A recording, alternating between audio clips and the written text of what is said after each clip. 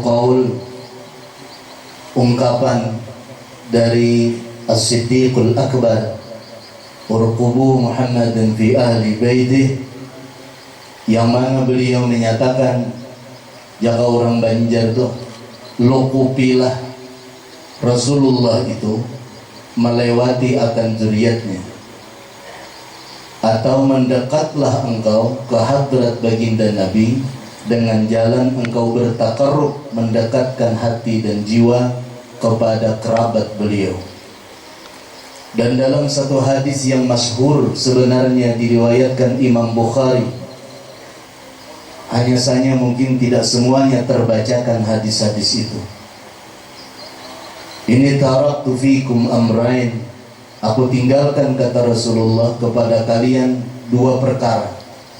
Fa in tamassaktum bihima, jika kalian berpegang teguh kepada keduanya, yakni kepada dua hal yang oleh beliau tarak, ditinggalkan, diwasiatkan untuk diperpegangi oleh seluruh umat muslim sedunia dari umat beliau ini, dan tadillu abada, selamanya kalian tidak akan pernah menjadi orang yang mudil atau dhalin, orang yang tersesat atau disesatkan.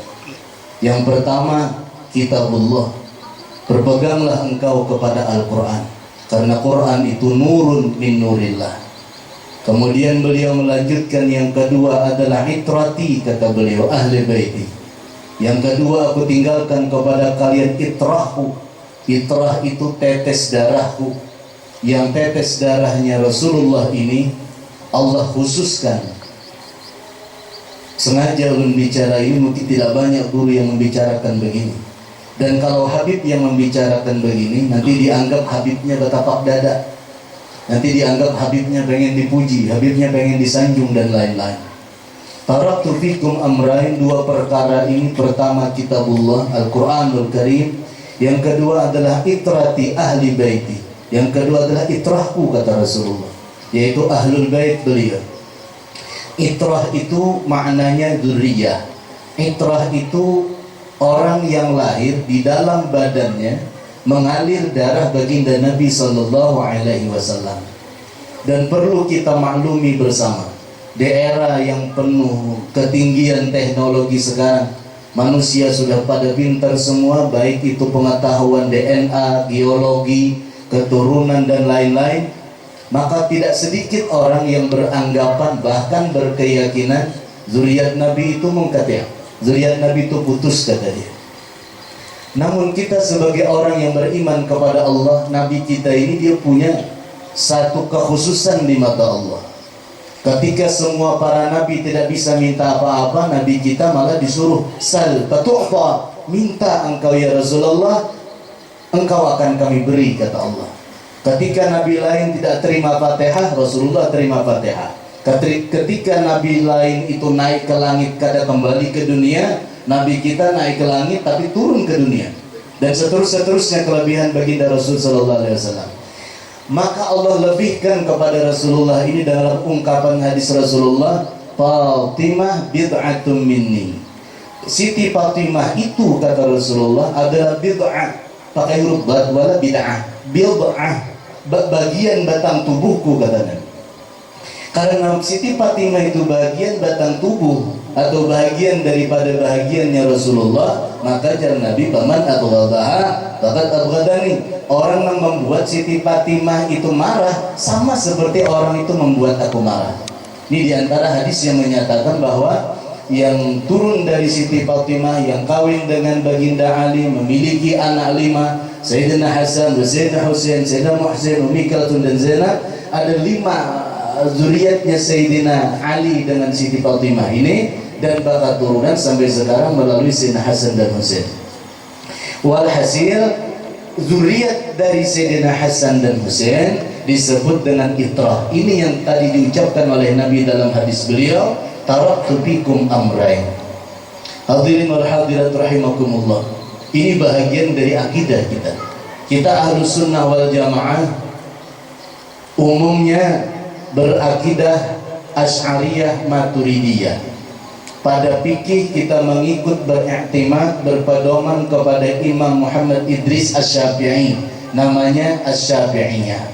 Kemudian kita berakhlakul karimah, bertata krama batin, bertata krama zahir, bertata krama dalam bermuamalah kepada Allah dan ibadnya Allah, hamba Allah, melewati pengetahuan yang ditulis disusun oleh alim ulama semisal Imam Junaid al-Baghdadi atau Imam Muhammad al-Ghazali atau imam-imam yang lain yang senada. Maka dari tiga inilah yang disebut zaman sekarang ini sunniyah atau sunni atau i'tiqad ahlus sunnah wal jamaah, yang di dalamnya mengandung satu pelajaran penting. Ada hubbu ahli baitin nabi, cinta kepada zuriat nabi, bahagian daripada kesempurnaan iman dan kesempurnaan syahadat.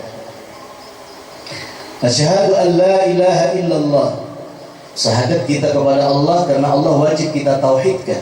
Wa asyhadu anna Muhammadar Rasulullah, dan kita pula menyaksikan menerima kebenaran apa yang dibawa oleh Nabi dengan siddiq, dengan tasdiq yang sebenar-benarnya tasdiq, dalam rangka menyempurnakan wa asyhadu anna Muhammad, maka kita melaksanakan ajaran Quran. Di antara ajaran Quran yang oleh Nabi dibawa, Nabi ini disuruh Tuhan untuk berbicara kepada umat. Dalam istilah Quran tuh ada istilah makhitab. Makhitab tuh Allah, makhitab Nabi Muhammad. Allah memandiri, membicarai satu bentuk percakapan dari Tuhan kepada Rasulullah, namanya khitab. Khitabnya qul ya Muhammad ya Rasulullah, ucapkan oleh engkau, ini perintahku. La as'alukum alaihi ajra, katakan olehmu ya Rasulullah, ya Muhammad, sampaikan kepada umat, la as'alukum alaihi ajra, aku tidak meminta upah dan tidak meminta balasan atas jerih payahku dalam menyampaikan risalah Allah kepada kalian. Ajra itu upah. Karena dalam ayat yang lain, in ajriya illa 'ala Allah, karena Nabi itu mengharap upahnya cuma dari Allah, tidak daripada yang lain. Namun Allah pengen Rasulullah menyampaikan, la as'alukum alaihi ajra, lalu ada sambungannya, illal mawaddata fil qurba, kecuali al mawaddata fil qurba. Al mawaddata itu sikap, perasaan, permainan hati. Al mawaddah bukan al mahabbah. Al mawaddah itu kecenderungan batin untuk cenderung menyukai, menutup mata dari aib. Itu al mawaddah namanya. Makanya orang kawin ada kalau minta doa lah, ya Allah ya Rabbi, mudah-mudahan dapat mahabbah, dapat mawaddah, kayak kan. Amun mahabbah aja sebutin, mawaddah kadada masih bisa bersoalan, bukan bersoalan, ampik-ampik selesai bakal lagi pulang. Tapi bila mawaddahnya ada, mahabbahnya ada, biasanya jauh daripada persoalan tanazah daripada kedua suami istri itu. Ilal mawaddata fil qurba, kecuali ujar Nabi, ujar Tuhan, ya Rasulullah sampaikan kepada umat, al mawaddata fil qurba, berkasih sayang, berperasaan lembut dari dalam batin karena merasakan sentuhan ilahiyah. Fil qurba, dalam kerabat. Ditafsirkan qurba di situ adalah alu sayyidina Muhammad sallallahu alaihi wasallam, yaitu zuriat maupun juga keluarga Nabi sallallahu alaihi wasallam. Dan keluarga Rasulullah yang disebut dengan alul bait itu dulunya ya di zamannya Rasulullah kan punya keluarga besar beliau Bani Hashim. Dari Bani Hashim itu beliau punya paman namanya Abu Talib. Abu Talib ini abahnya si Talib. Jadi Talib punya saudara Ja'far, Ja'far punya saudara lagi yang lain, Aqil, dan ada saudara yang lain di antara beberapa sahabat Nabi ini. Nah, jadi sahabat sidin pada sepupu Ja'far, Aqil itu deh. Nah, Ja'far juga punya zuriat, Aqil juga punya zuriat. Kelompok ini semuanya disebut dengan Ahlul Bait. Tapi yang tercatat sampai ke masa kita sekarang dan juga diakui adalah mereka yang turun terahnya daripada Sayyidina Husain dan Sayyidina Hasan radhiyallahu anhum syahidai ma fil jannah. Amin Allahumma ya rabbal alamin. Belum sampaikan ini sekedar satu pemahaman kepada kita bahwa untuk mencintai habaib itu bukan hanya sekedar ceramah-ceramahan orang Jakarta. Itu bagian daripada kebahagiaan ajaran agama Islam. Dan mencintai habaib itu bentuknya dari dalam batin kita. Kaifiyatul mahabbah, bagaimana engkau mencinta? Mencinta itu adalah buta mata engkau dari aib. Ketika mata kita tertutup dari segenap aib, barulah kita dikatakan cinta. Barulah orang itu disebut tenggelam dalam cinta ketika matanya itu sudah tertutup dari segenap aib. Karena disebutkan dalam kalimat yang masyhur, wa ainur ridha. Beb, kamu buka beb. Ya, gue.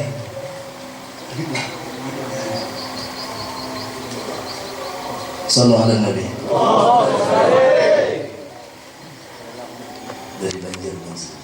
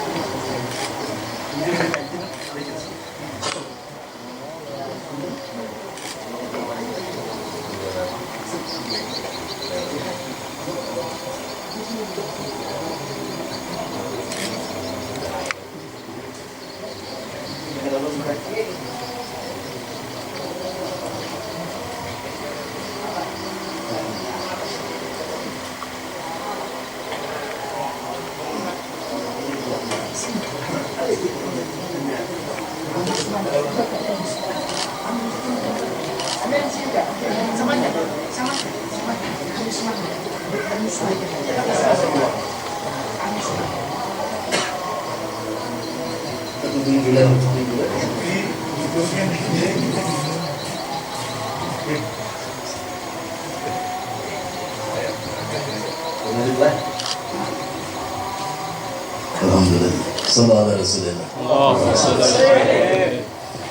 Alhamdulillahilladzi hadana ala millah wa mahabbati ahli bait Rasulillah.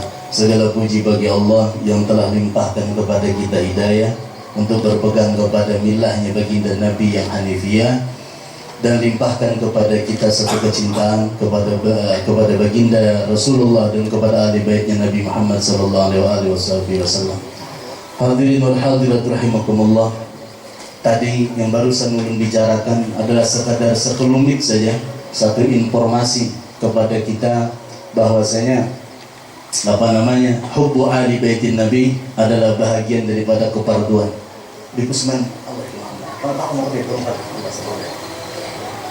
minta dalam ulun minta dalam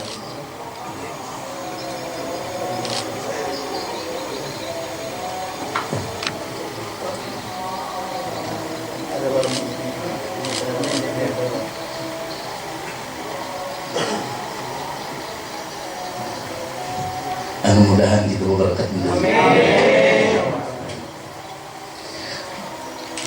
minta ampun minta halal tadi sampaikan satu pengetahuan tentang cinta kepada ahli baitnya Nabi sallallahu alaihi wasallam sampai mana dari bandara apa dia hubbu ahli bait namanya al-mahabbatul a'ma, cinta itu buta ya. Tidak akan disebut orang itu mencinta kalau begini. Cinta itu dia bukan kata-kata. Cinta itu juga bukan ungkapan kalimat, tidak. Cinta itu al-mahabbah, mahabbatun itu hasil dari perbuatan. Ahabba jakanya kurang besorok benahu adalah ada fi'ilnya, ada hasil gawinya, yaitu mahabbah tadi. Karena hasilnya adalah mahabbah, berarti orang ini sudah tenggelam dalam laku perbuatan cinta gitu lah. Dan keadaan orang pecinta itu matanya ini buta, hatinya juga buta, dan tidak akan dianggap mencinta bila masih bebencilak. Bila masih melihat, yang dimaksudkan bebencilak ini melihat kepada aib.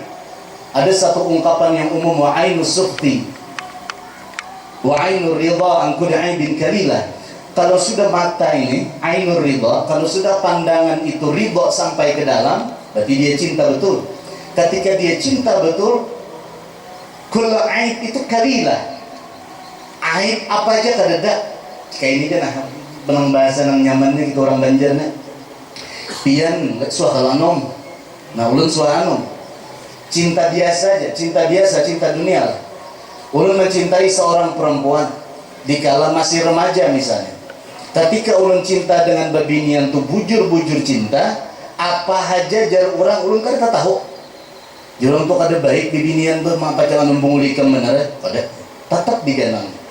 Si A memadahi kada masuk, si B memadahkan kada percaya, si C pulang menganggapakan bahkan membuktikan gini. Tetap ini ngaran cinta dari kada tahu urusan orang. Itulah yang disebut dengan muhibbun. Seandainya setiap umat baginda Nabi sallallahu alaihi wasallam diberikan oleh Allah istighraq, ketenggelaman dalam mahabbah yang hak, niscaya mereka akan buta dari seluruh aib dan kehidupan mereka akan menjadi indah. Karena seluruh alam semesta ini jamalullah, nisbah kepada jamalnya baginda Nabi sallallahu alaihi wasallam. Ikhwani rahimakumullah. Berkenaan dengan pembukaan majelis tadi, yang khadimnya Habib Hasan Al-Balghais, apalagi dikumpuli didatangi oleh para habaib yang syebeh daripada bangsa Al-Balghais, ada Habib Al-Haddad, juga ada Habib Bahashim dan lain-lainnya. Kita jamaah beratan ini hanya berharap kepada Allah, mudah-mudahan perkumpulan kita begini dicatat oleh Allah nantinya sampai ke akhirat juga dikumpulkan macam begini. Amin Allahumma ya rabbal alamin. Banyak hadis-hadis ini yang dibacakan, cuman kadang-kadang orang begini Pak, terlalu memandang habaib takutan disambat menjadi Syiah. Padahal orang paling parah Syiah, paling dekat dengan pemahaman Syiah, bahkan hampir bagi orang yang kadang mengerti dikiranya Syiah adalah Syafi'iyah. Mazhab Syafi'i kan? Coba kan pian sembahyang, pian tinggal wa ala ali Muhammad, salah sembahyang. Ada sah.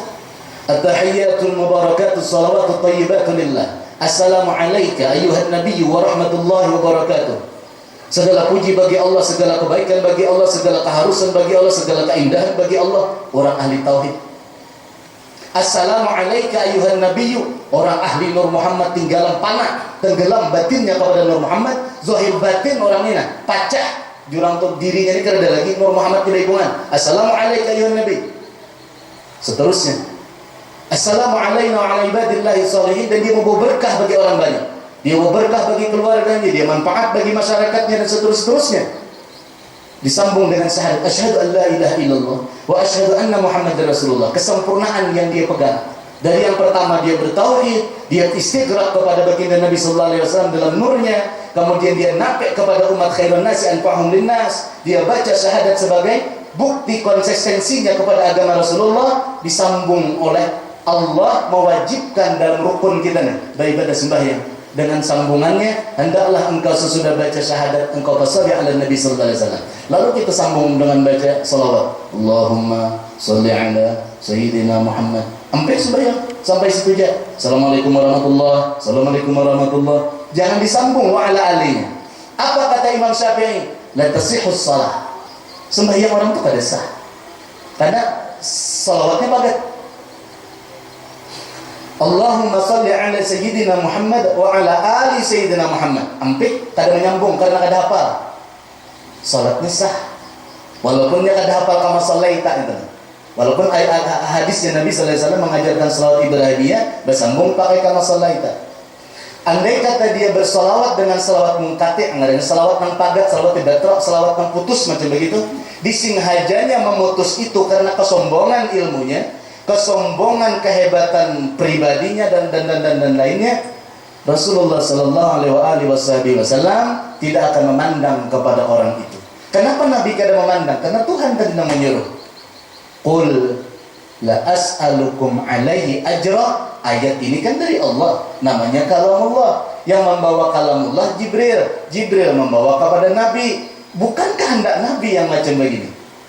Itu dalam segi mahabbah kita, mawaddah kepada ahli bait Rasul sallallahu alaihi wasallam. Begitu pula dengan imam madhab kita, Imam Syafi'i. Beliau menyatakan bahwasanya adalah satu keparduan, satu kewajiban bagi setiap orang yang dia beriman kepada Allah, beriman kepada Rasulullah untuk mencintai ahli bait. Hanya saja kita ini kadang-kadang kebingungan, kayak tertarik lil mahabbah. Kayak apa cara jalan mencintai itu? Kalau bebinian kan mau kita cintai, dah kita nikahi, selesai kawin, ranai, beranak, habis. Kalau habaib bagaimana mencintainya? Maaf kepada dia. Aqulu qawli hadza Ulun ucapkan kalimat ini, hai qala Nabi sallallahu alaihi wasallam, qul haqa walau kana murra. Rasulullah menyatakan, katakan oleh engkau walaupun itu pahit. Begini. Allahumma, ya Allah ya Tuhan. Salli itu kalau ke bahasa kita sejahterakan. Ala, atas Sayyidina Muhammad sallallahu alaihi wasallam, kepada baginda Rasulullah. Ya Allah, engkaulah pemegang peranan takdir, kepada engkaulah hamba ini meminta untuk mensejahterakan beliau yang engkau pilih, Al-Mustafa bernama Muhammad, wa ala alihi, dan juga kerabatnya. Bentuk doa sholli, kita minta kepada Allah, makanya ada kalimat Allahumma. Kita minta kepada Allah, engkaulah ya Allah yang mensalawati kepada Nabi dan kepada kerabatnya. Ini bentuk makna bahasanya. Sedangkan pada fi'il perbuatan sholli kepada Nabi adalah mutabi', yaitu mencontoh beliau. Lalu lantas bagaimana kepada kerabat Rasulullah? Bagaimana kepada ahlul bait Rasulullah?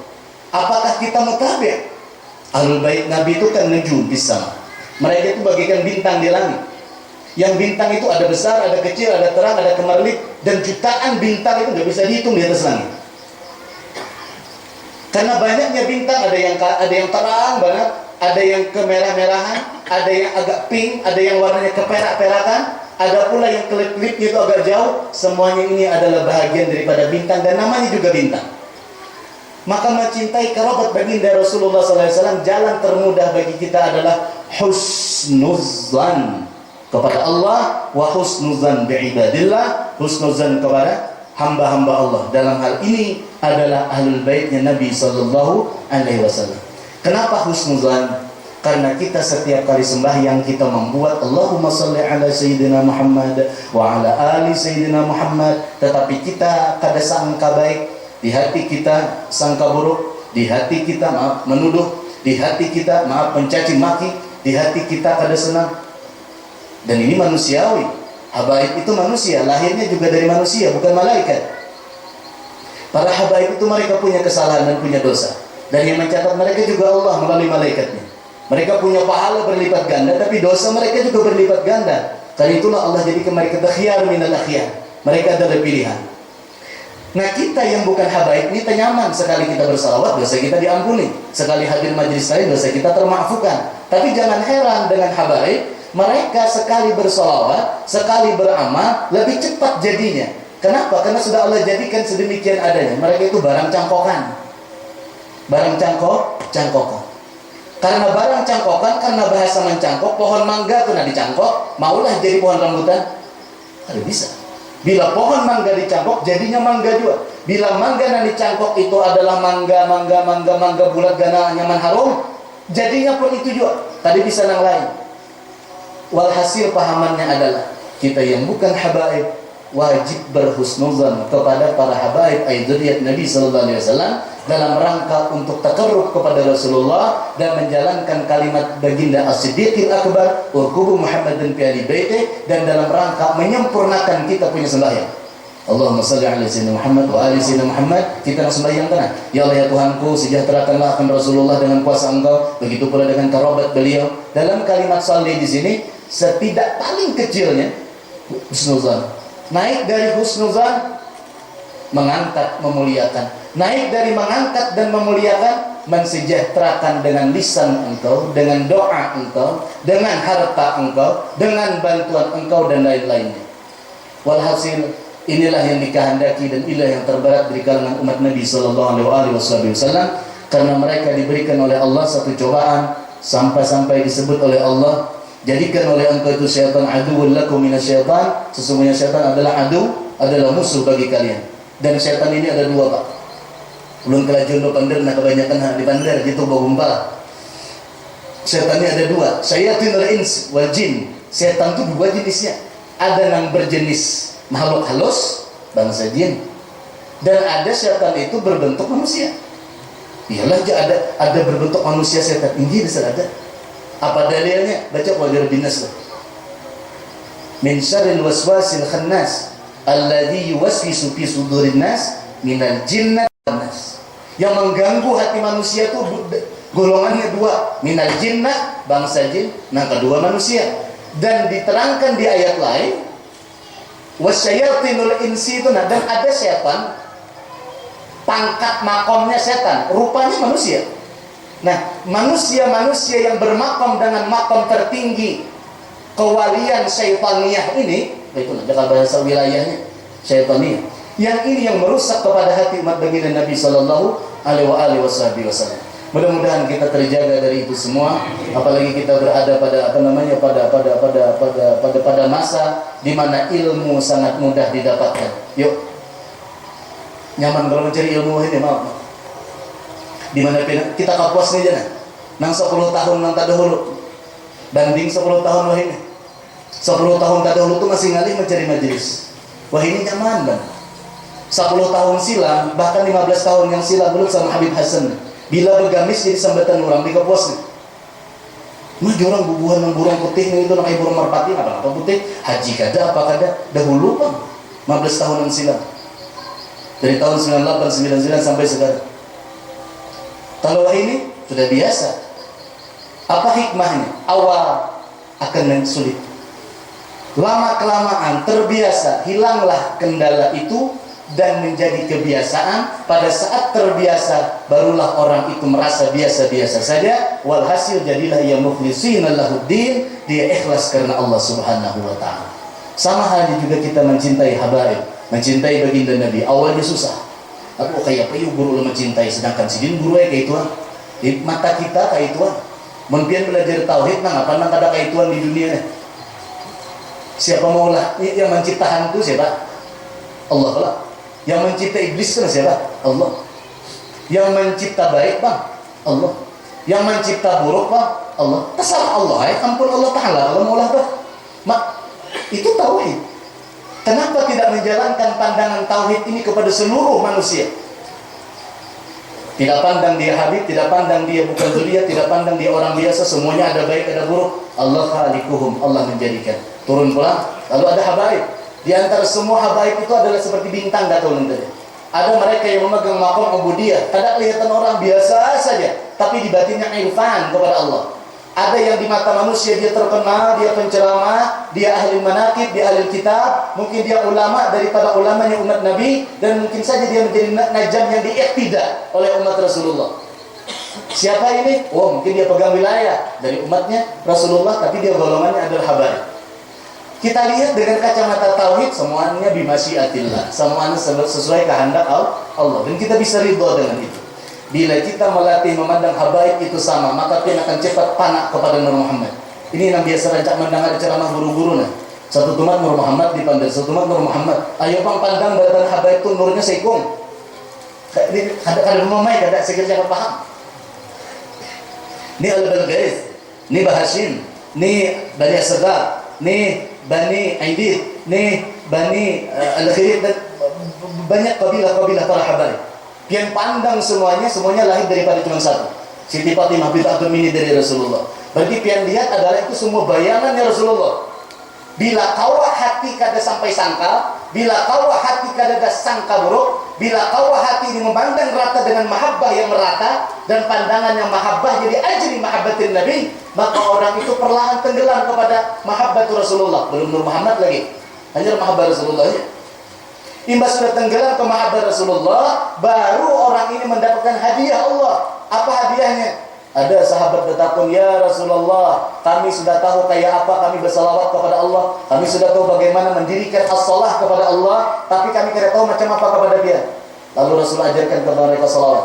Dan mereka juga bertanya kepada Rasulullah, ya Rasulullah, kami ini cinta kepada Allah Ta'ala, kami ini cinta banget.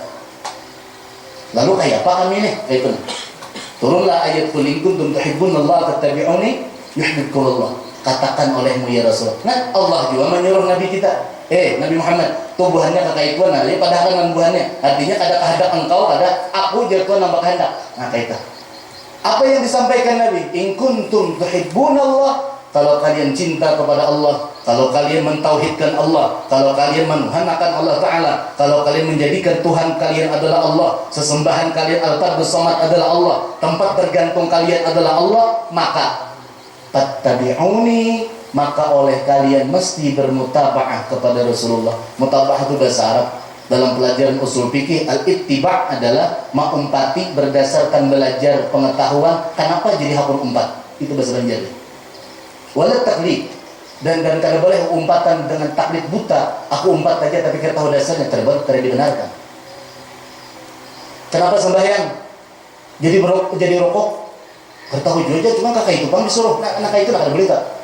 Kenapa jadi rokok? Kenapa jadi berokon? Kenapa jadi awalnya Fatihah? Kadang awalnya diganti kul wallah aja nah. Kalau usah Fatihah bang maghrib nih. Kalau usah bapak Fatihahan, maghrib nih hendak kul wallah, kayaknya isya kepala subuh ganti pulang. Kalau usah berukun-rukunan kawalah, misalkan begitu. Andai kata orang yang seperti ini dia namanya mengerjakan tanpa ilmu, maka dianggap orang yang tidak benar. Maka mutaba'ah kepada Nabi dan ittiba', mengikuti kepada beliau berdasarkan sunnah-sunnah beliau, berarti berdasarkan dengan pengetahuan. Wakala Nabi sallallahu alaihi wasallam dalam kitab yang berencana